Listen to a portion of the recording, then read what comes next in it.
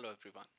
In this video we are going to have a look into creating a simple auto number field in Dynamics 365. For that we need to go to make.powerapps.com and we need to ensure that the right environment has been selected on the right top. Further, we need to ensure that we are into the right solution and our target entity has also been included into the target solution. In this example we are going to add a sequence number to the contacts entity. So let's open the contacts entity and try to add a new field. For example, I'm going to give a title to this entity as sequence number. Sorry, sequence number is already there, so let's call it contact sequence. Most importantly, we need to give a data type as auto number.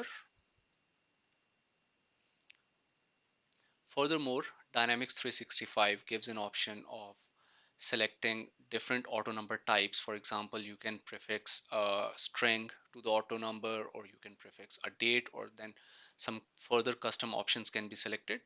For simplicity's sake, we will stick to string prefix number here, and let's give it a prefix of contact CT.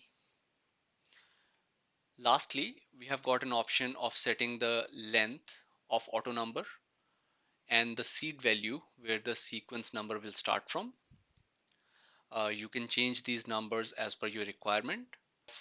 At the bottom, you get to see how the auto number is going to look like according to the setup done above.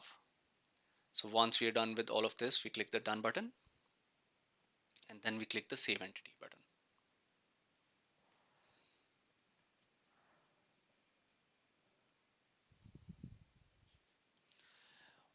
Once the field has been created, we would want to add this field on the form as well.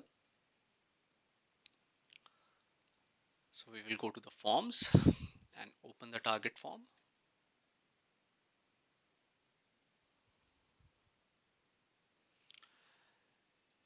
Then we will search the target field and add it to the form. So contact sequence was the field we just created. I'm going to add it to the form, and importantly, this field is going to be system generated, so we would want to mark it as read only as well, and then we click save.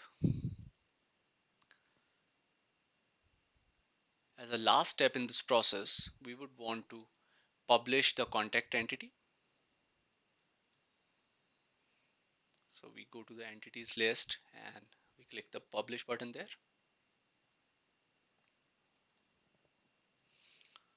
So here we go, we're going to publish contacts entity.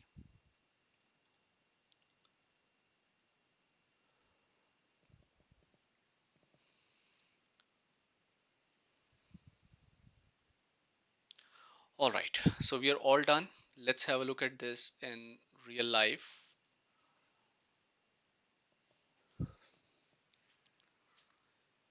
Let's create a new contact.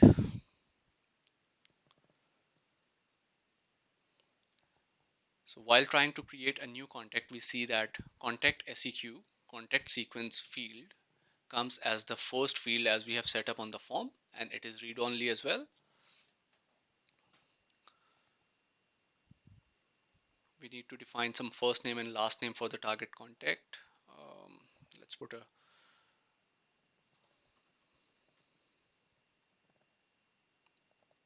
Peter Parker. That's our first example.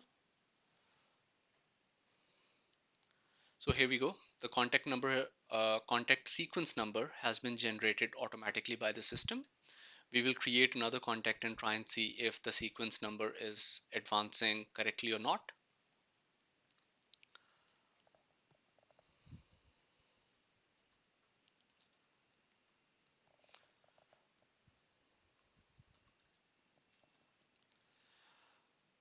And we click save.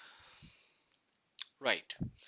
So as we see, the sequence number is advancing automatically and quite ideally as well.